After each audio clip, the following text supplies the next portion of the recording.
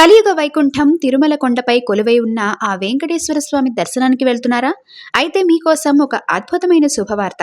తిరుమల కొండపై భక్తుల రద్దీ ఒక్కసారిగా తగ్గింది.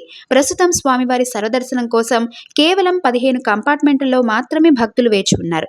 ఎలాంటి టోకెన్ లేని భక్తులకు 8 నుంచి 10 గంటల్లో, శీఘ్ర దర్శనం టోకెన్లు ఉన్న వారికి కేవలం 3 నుంచి 5 గంటల్లోనే ఆనంద నిలయుడి దివ్యమంగళ స్వరూపం సాక్షాత్కరిస్తోంది. ఇక ₹300 ప్రత్యేక ప్రవేశ దర్శనానికి కేవలం 2 నుంచి 3 గంటల సమయమే పడుతుంది.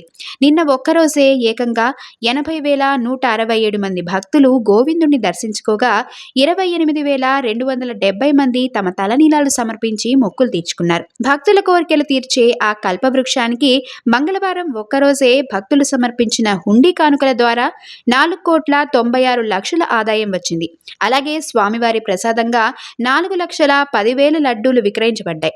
స్వామివారి దయతో మంగళవారం 1.97 లక్షల మంది అన్నప్రసాదం స్వీకరించి తరించారు. ఇదంతా ఆ ఏడుకొండలవాడి లీల కాక మరేమిటి?